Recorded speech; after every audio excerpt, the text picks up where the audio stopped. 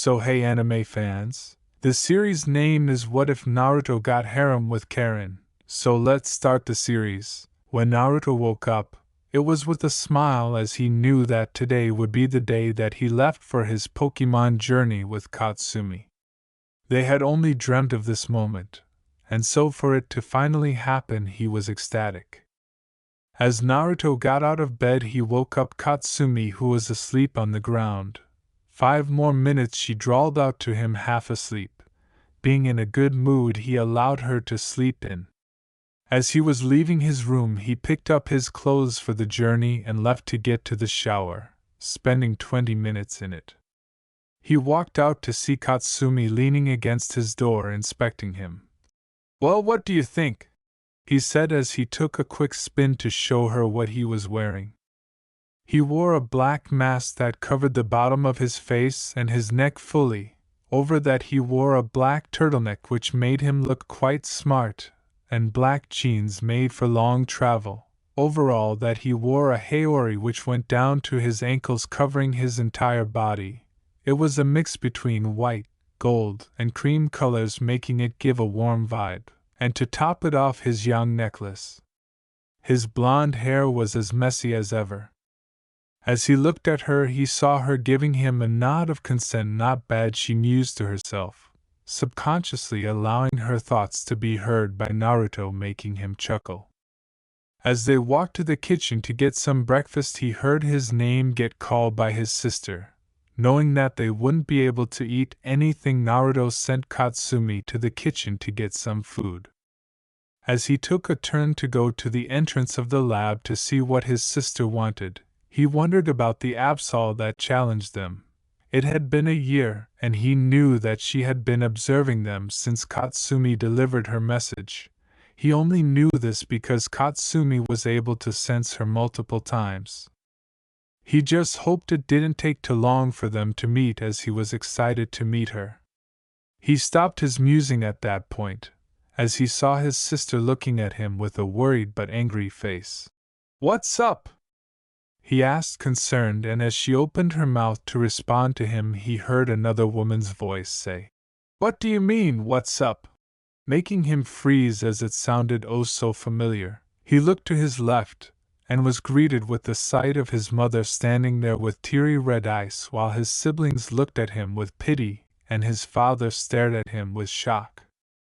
Aurea woke up that morning feeling an aura of sadness, as she would miss her little brother but knew that he had to go on this journey, knowing that he could achieve stuff no one else has done before. She quickly left her room to get ready. After however long women take to get ready, she stepped into her office to get the last gift she had for Naruto. She was suddenly hit with a sense of dread, knowing that the lab won't be as bright as it usually was without Naruto around. As she looked down she was met with the necklace that Naruto had gifted her. She knew that he had made it for her as a sign to show that he would always be there for her, so with her spirits raised and a smile on her face she left her office, getting ready to spend as much time as she could with him before he left. As she made her way through the main entrance she was met with a surprise. Standing there in her lab was the Namake's family. Knowing that they needed something she put on a fake smile and said, "Minato, Kushina, how can I help you?" trying to sound pleasing. It seemed to work for the most part, as Minato responded, "We've come here to get Mito and Menma's starter Pokemon. You promised us a couple of months ago that you would have them ready," he replied. She, of course, knew what he was on about and so quickly stepped behind a desk to pick up a case where 2 poke balls rested. Minato was specific about the Pokemon his children would receive. It was a stressful week for her, but she had done her job. Knowing that she could mess with them, she asked, "I only have 2 Pokemon as you asked. Does that mean your second son Naruto already has a Pokemon?" she questioned politely, and was pleased to see the immediate looks of surprise cross Minato's and Kushina's face. While the kids took a second longer to realize, making her frown, they still were able to remember Naruto too and had shown their surprise at her comment. "Ah, could you give me and Kushina a moment while the kids meet their Pokemon?" asked Minato, receiving a nod from Juniper. As Minato took his wife outside of the lab, he immediately felt her hug him with tears streaming down her face. "What have we done, Minato?" she asked with a sob. "We don't even know where he is, and now that I think about it, I haven't seen him around the house in years." What they didn't realize was that they were talking quite loudly, and so Juniper and the kids could hear them. Hearing what their mother had said made both Menma and Mito look down in shame, as they too had forgotten about him. But when Aurea heard them, she immediately got a scowl on her face and said with anger and disgust clearly present in her tone, "You forgot him!" She shouted the last bit to show how truly furious she was. Realizing that they had been caught, they tried to defuse the situation, but only made it worse, as Aurea wasn't going to take any excuse for them practical abandoning her brother. As she stood there listening to their excuse, she wondered how Naruto would react seeing them. So without thinking about it, she turned towards the corridor and shouted, "Naruto!" making everyone in the room freeze in shock, her included. She didn't understand why she called for him. She didn't get to dwell on it for long, as she saw Naruto walk in with a concerned face. "What's up?" he asked, and as she opened her mouth to talk, she stopped not being able to talk, as she felt like the air in her throat had left. It didn't really matter, as she heard Kushina say in a weak voice, "What do you mean, what's up?" She watched as he froze and turned to them, shock displayed on his face. They stood there for what felt like hours, but was only a couple of seconds before Kushina rushed towards him, her arms spread wide open, aiming for a hug, only to look in shock as Naruto moved out of her way, his look of shock immediately turning into one of anger and annoyance. "What do you think you're doing?" he asked with clear anger in his voice. Kushina was shocked that her own son would talk to her in such a tone.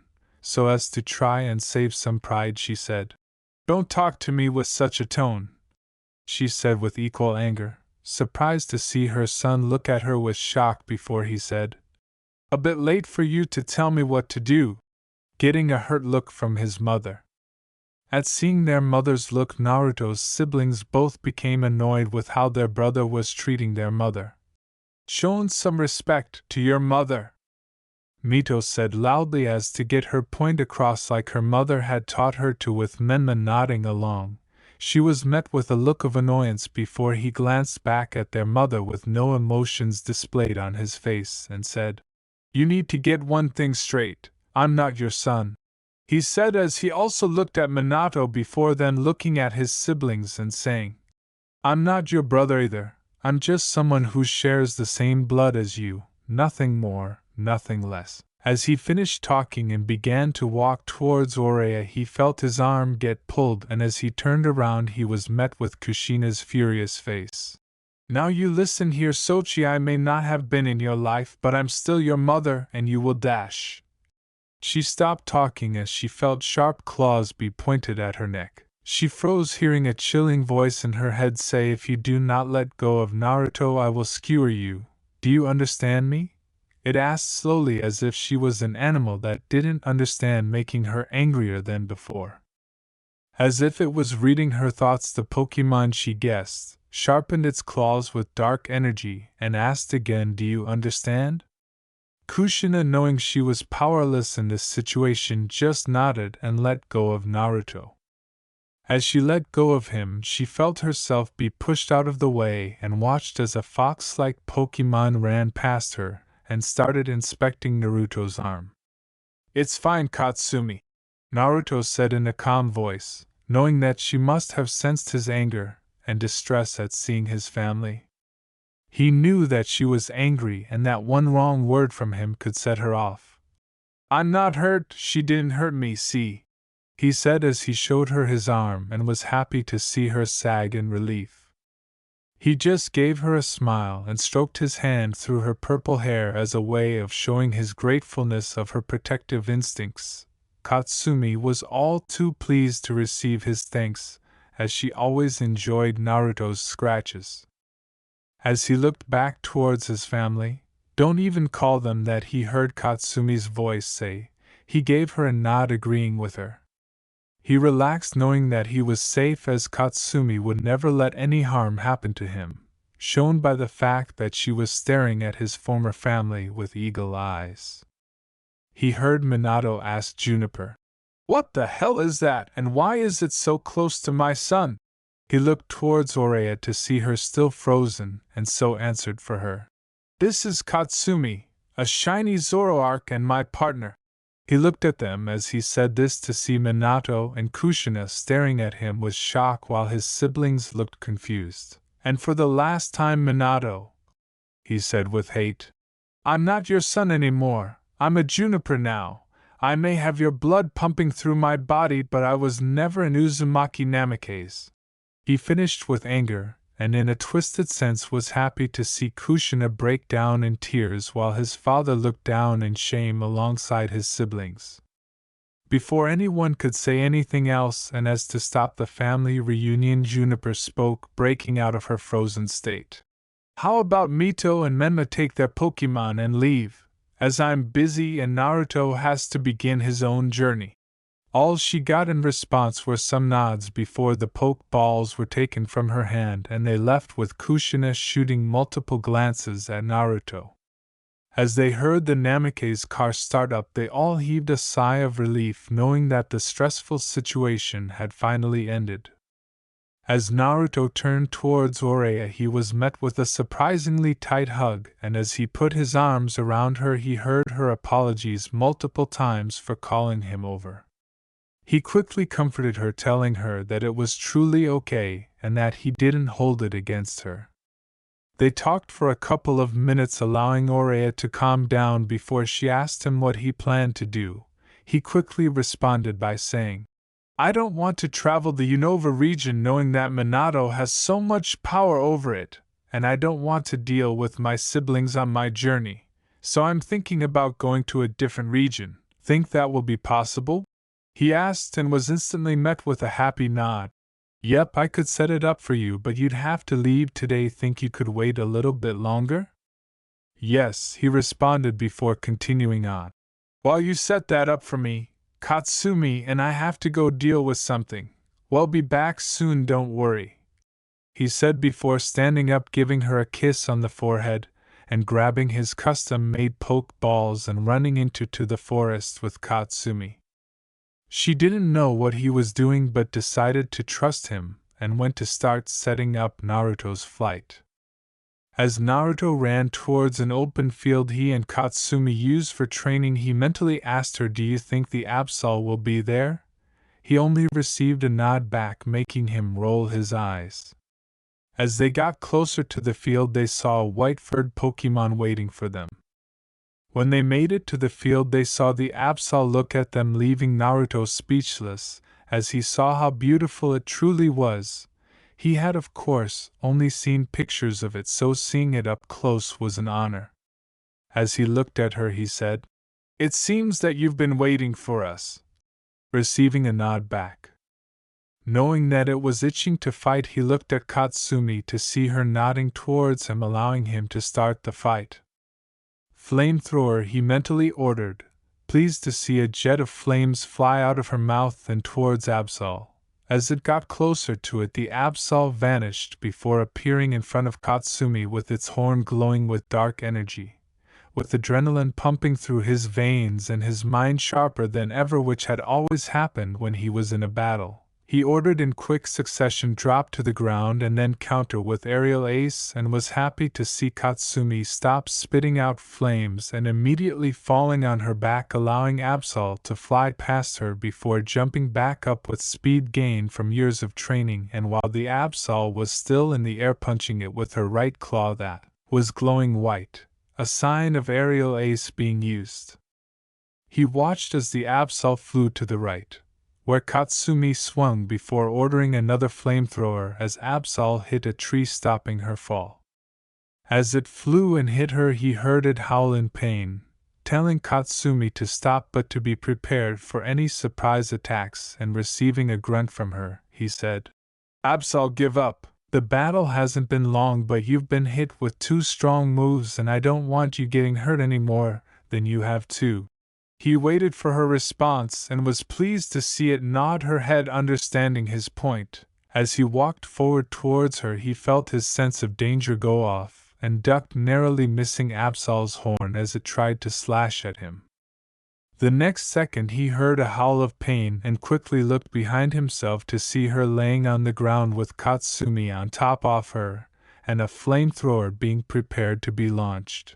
As quickly as he could, he got up and ran towards Katsumi, telling her to calm down. He saw her look of murder at the idea of letting the Absol go after it had tried to harm him, but he had told her that it was only a test of his skills. He knew that she would attack him as any good Dark-type Pokemon would. He knew that Dark-type Pokemon were vicious and couldn't be trusted in the wild, but when they were trained and had named you as their master, they'd become extremely loyal Pokemon that would die for you. He knew that the Absol was only testing him on his knowledge, and so wasn't worried. "So," he began, "am I worthy of being your master, bringer of disasters?" he said in a playful way, receiving a small smile from her and a nod. As he was about to put her in a pokeball, he stated, "By the way, I'm not your master Absol, I'm your friend and partner. I'm someone who will see you as a part of his family." He ended off with a smile and watched as Absol's look of confusion and surprise melted away into a smile before she closed her eyes. As she was absorbed into the pokeball, he looked at Kasumi, seeing her turned away from him, and sending him glances of annoyance for not letting her finish their fight.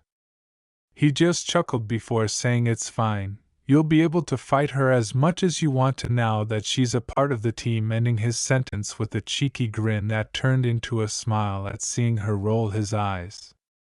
As they got back to the lab, they were surprised to see Orea's car outside with his bag already inside it. As he walked in, he saw her standing there waiting for him. "Hey," he called to her, snapping her out of her daydreaming session. "Oh, back so soon?" she asked, getting a nod in return with him saying, "Yep, and with a welcome teammate too." Seeing her look of confusion, he said, "Could you put her in the healing machine? I'll tell you all about it." Receiving a nod, he started to explain what had happened and was happy to see her look at him with pride, as catching Absol was never easy. After a couple of minutes of waiting, he got Absol's pokeball back and released her. He got down into a sitting position so that both of them were equal in height to show that they were equals, getting a grateful nod from the Pokemon. He began his introduction towards Absol, explaining to her that what his dream was and what he expected of her. It was nothing much, as he asked for her to be a protector for their family, as he knew that their species were actually protectors. Something he had learned from Katsumi, as she explained to him that humans were wrong with their views on Absols, making Naruto agree. Absol wouldn't lie, she was surprised that her new master understood her species so well and how important they were to the world, unlike what other humans thought of them. She felt honored that she was being given such an important role by her master, and she promised him there and then that she would protect the family that he built. She knew that only the fox that was so close to her new master understood her, but she also knew that her new master was smart and would know what she meant when she placed her paw on his chest. She knew that her master had already placed a large amount of trust in her, as not many people would allow a freshly caught Pokemon to get so close to their most important organ, their heart. She felt honored that he was already trusting her, and so she promised herself that she would follow him into Giratina's dimension if she had to. She had already given her boy her loyalty a year ago on that fateful night, and she knew that he was the right person for her, as she had seen enough of him to understand that he was a good person. Pleased with their introductions being made, Naruto looked at Katsumi and asked, "Could you tell her that I wished to know her name?" Getting a nod back before she started barking at Absol, he observed as Absol gained a look of understanding before growling something back. He looked back at Katsumi expectantly, and heard her say the name of his protector and second family member Ruby. He turned back to her saying, "Ruby fits you well, it's a beautiful name," with a smile, seeing the Absol look pleased at his compliment. As he finished talking to his new teammate, he heard footsteps. He looked up to see the professor walk in, asking him if he was ready to go to the airport. Giving a nod back, he returned both Katsumi and Ruby to their pokeballs, promising to let them out when they reached their new destination. As Naruto and Oreya made their way to the car, he asked her about where she was sending him, and was disappointed to hear her say that it was a secret. He frowned but decided to trust his sister on this, and so forgot about it. They drove towards the airport in silence, both knowing this would be the last few minutes they would have to spend with each other, and so they cherished it. Soon enough they had made it, where they both stood still observing everything around them, something that Naruto had picked up from Oreya, as it was something she did when she was nervous. Soon enough Juniper sighed and turned towards Naruto to say her goodbyes.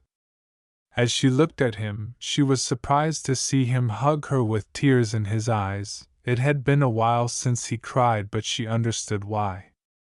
She hugged him back, understanding that it was difficult for him.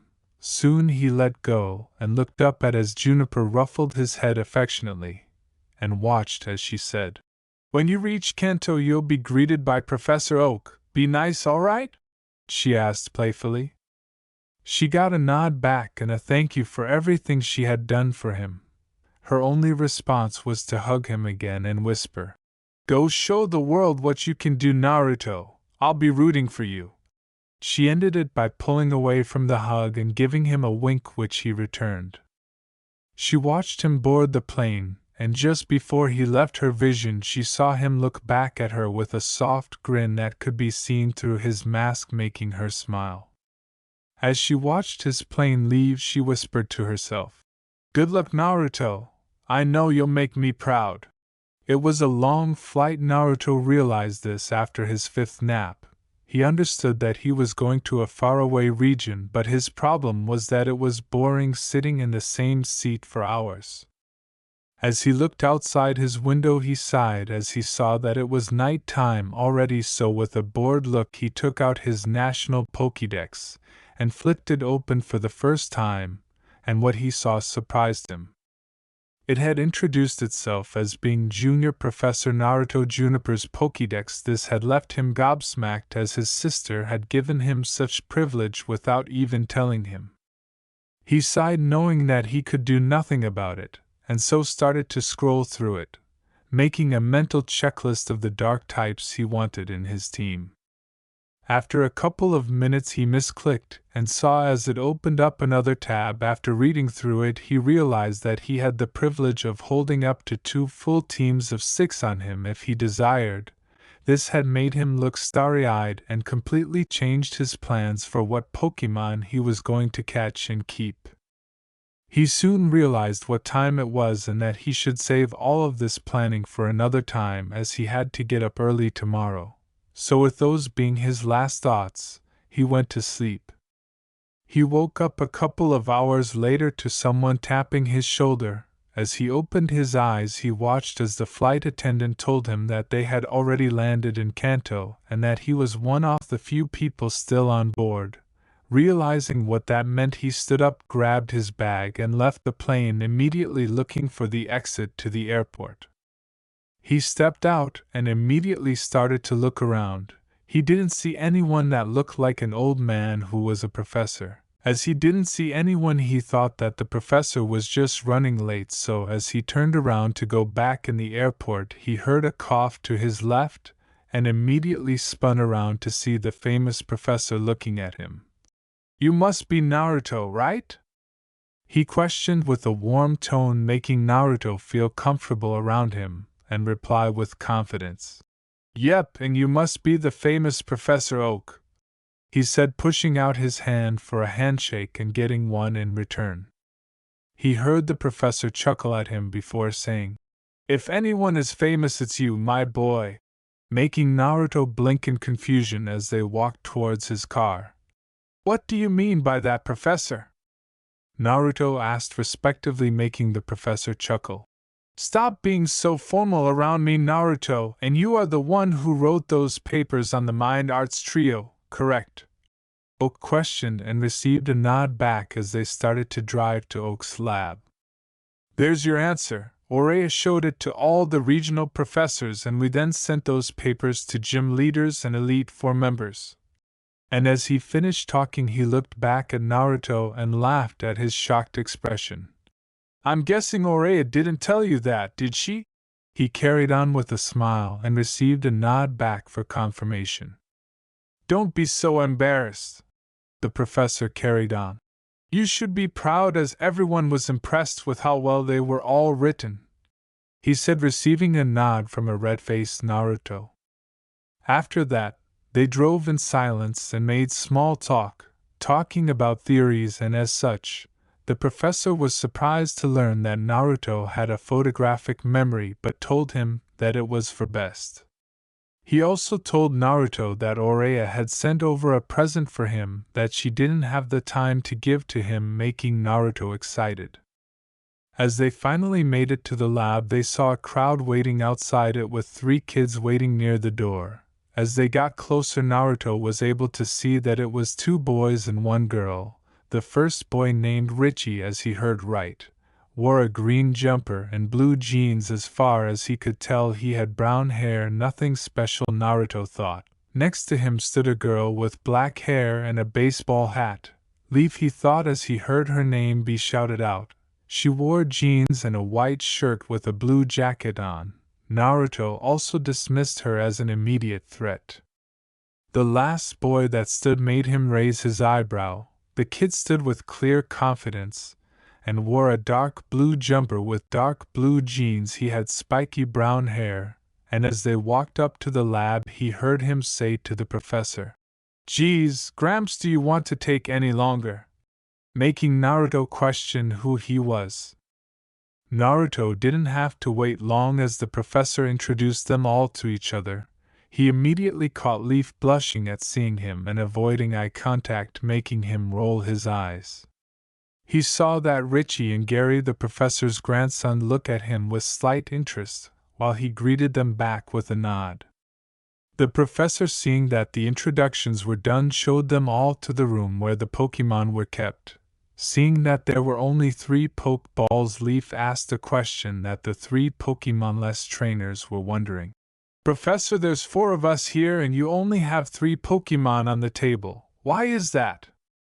The professor just chuckled in response and said, "Good eye, Leaf. You see, Naruto here already has 2 Pokémon, and his sister has sent him another Pokémon which he will receive while you get your starters," he said as he watched the kids look at Naruto with wonder, while Naruto just kept his calm and raised an eyebrow, wondering what Oreya had gotten him.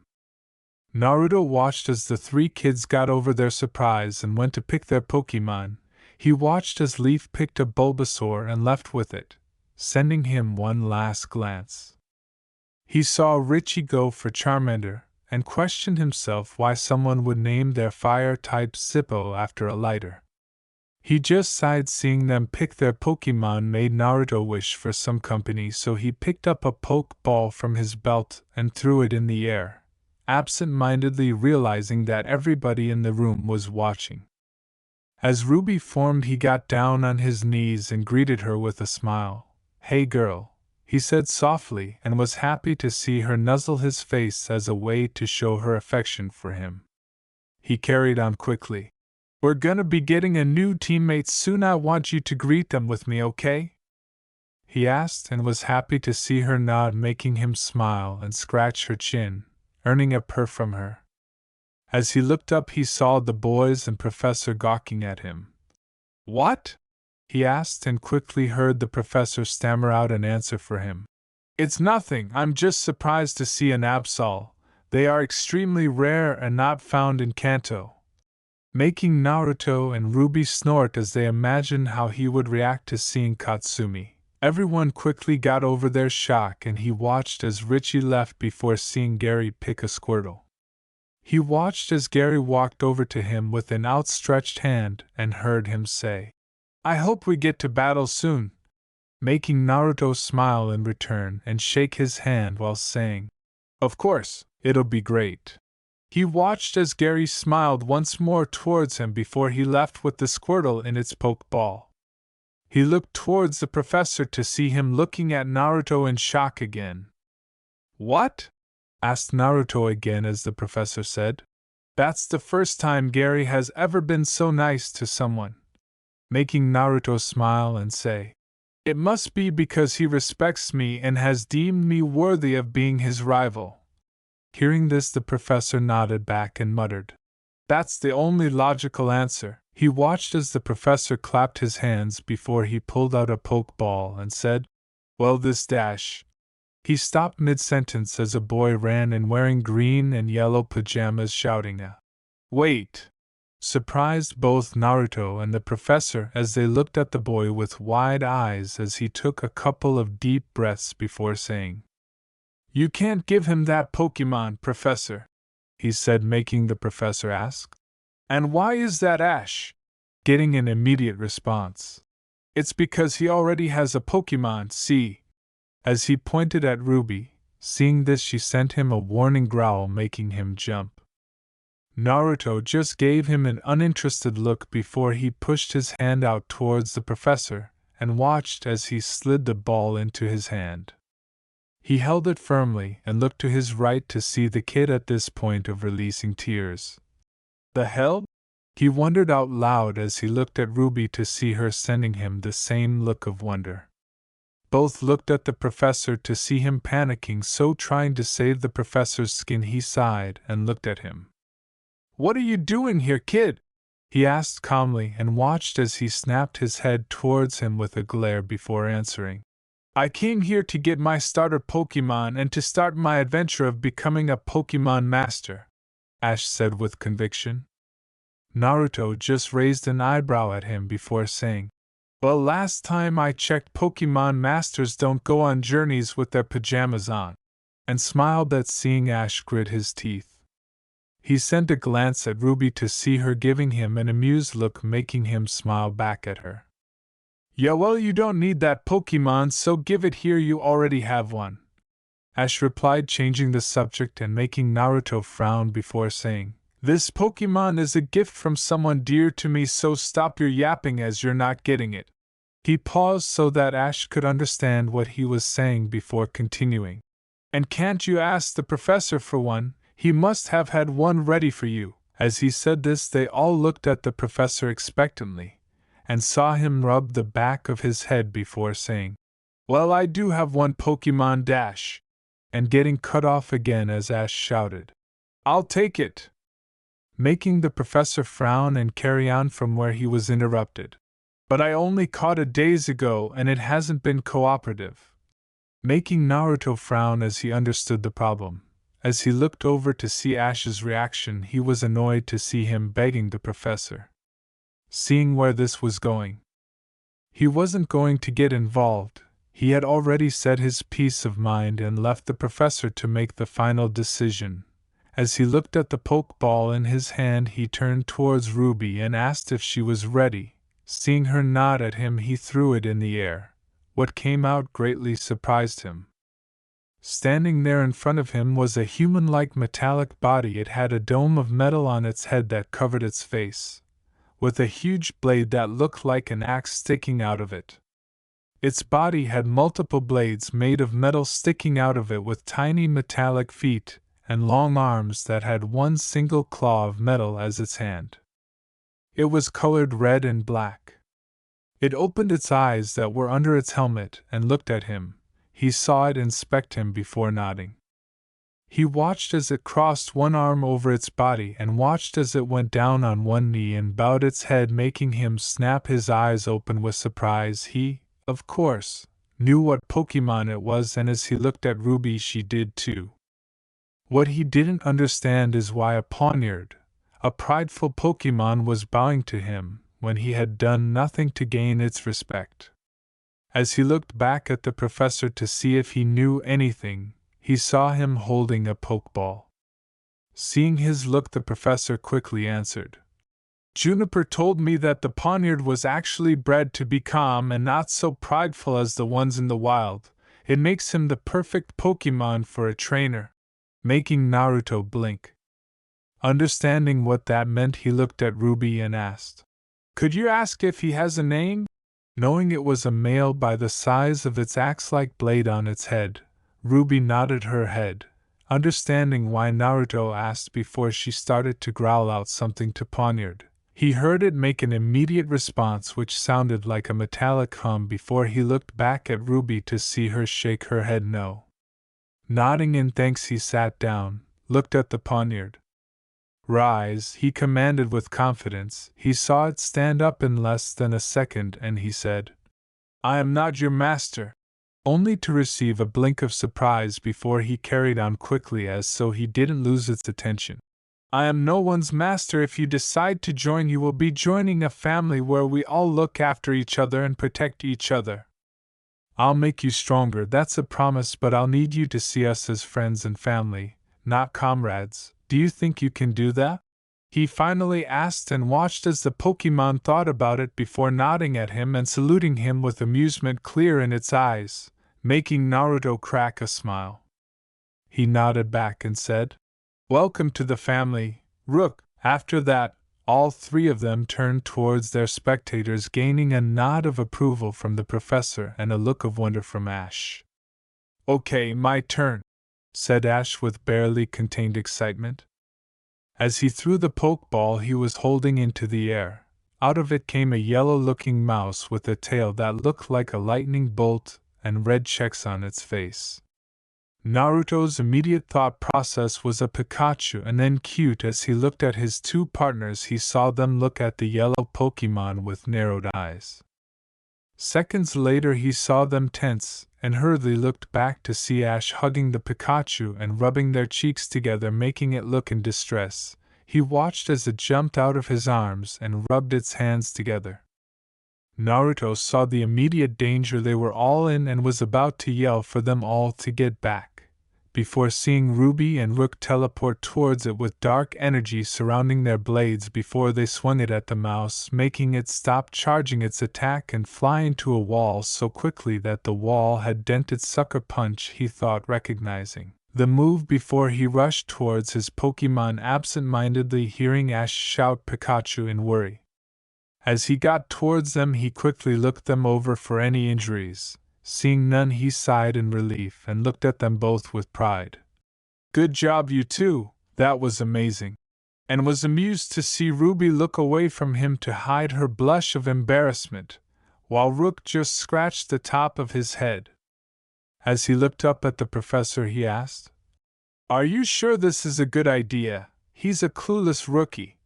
Making the oak sigh before responding, "I have to allow it, Naruto. He passed his test, and I can't keep him here for any longer." Making Naruto nod in understanding. As he stood up he looked at the professor and said, "I thank you for your hospitality, but I have to start my journey." And gaining a nod of understanding as he made his way towards the door, he stopped and turned towards Ash, who was holding the Pikachu in his arms, looking it over with worry.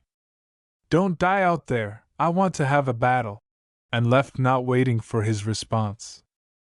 As he stepped outside he saw another crowd standing there with banners that had Ash's name on it. Seeing this he just sighed, shaking his head and walking through it with both Ruby and Rook by his sides, gaining confused looks from the people. After a couple of minutes, he reached the entrance to Route 1, he knew as it said on a sign nearby. He took out his last Pokeball and released Katsumi as she greeted him her usual way, by hugging him before she nodded towards Ruby, who returned it out of respect. He knew they didn't have the best relationship right now, and that they only respected each other's power, but he had hoped that they would soon become closer. He watched as she inspected Rook. It was a tense few seconds before she gave her nod of approval, making him sigh in relief, while Rook nodded back in respect as he could see that she was powerful, worthy of being their team's leader and his boy's closest protector. Rook hadn't been around them that much, but like Ruby, he could already sense the power his young master had within him, and had promised himself that he would protect Naruto with his life, as he knew that only under his guidance would he gain the power he needed to become one of the strongest of his species and one of Naruto's most trusted defenders. Naruto whistled, gaining their attention before saying, "I want to know if you three are ready to start our journey?" he asked, gaining nods from them, making him smile. "Good, as soon as we pass that sign," he said, pointing at the sign ahead of them. "We officially begin our journey, you ready?" he asked again, making them smile and nod. So with final breath Naruto turned towards the route with a smile on his face and said, "Then let's start heading towards greatness." He should in glee, getting looks of amusement before his partners barked or hummed in Rook's case, with agreement, and ran to catch up to him. All had smiles on their faces, excited to see what the world of Pokemon had for them.